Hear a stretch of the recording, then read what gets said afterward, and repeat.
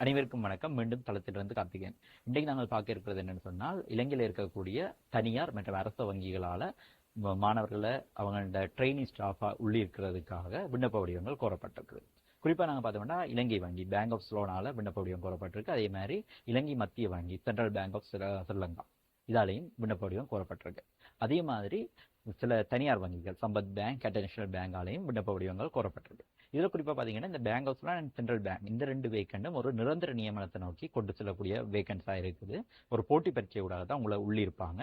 நீங்கள் ஏ லெவலில் any ஸ்ட்ரீமில் central பேங்க்கு 3B குறைஞ்ச ரிசல்ட்ஸ் இருக்கணும்.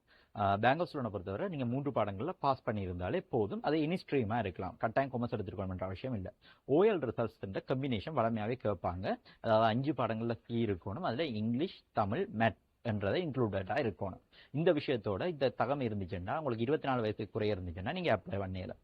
இதே மாதிரி எக்ஸ்ட்ராவாக அங்கே அதை பேங்க் ஆஃப் ஸ்லோ சம்பத் பேங்க் அடுத்தது HNB பேங்குக்குரியதும் கால் பண்ணப்பட்டிருக்கு. இந்த வேலைவாய்ப்புகளுக்குள்ள நீங்கள் போய்க்கல எதிர்காலத்தில் மெல்ல மெல்லமாக அந்த பேங்க்லேயே ஒரு பெர்மனன்ட் ஒர்க்கு போகக்கூடிய ஆப்பர்ச்சுனிட்டி இருக்கும்.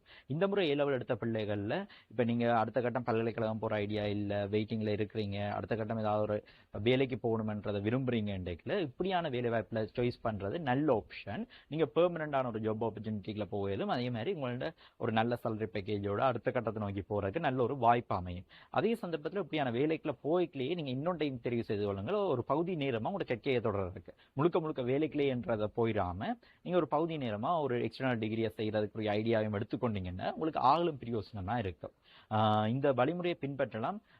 இந்த சந்தர்ப்பத்தை பயன்படுத்திக் கொள்ளுங்க. என்னன்னு சொன்னால் இன்றைக்கு இப்போ 4 வேலைவாய்ப்புகள் இருக்குது. இந்த 4 வேலைவாய்ப்பில் எது உங்களுக்கு பொருத்தமாக இருக்குது என்றதை தெரிவு செய்து கொண்டு அதை பயன்படுத்திக் கொள்ளுங்க.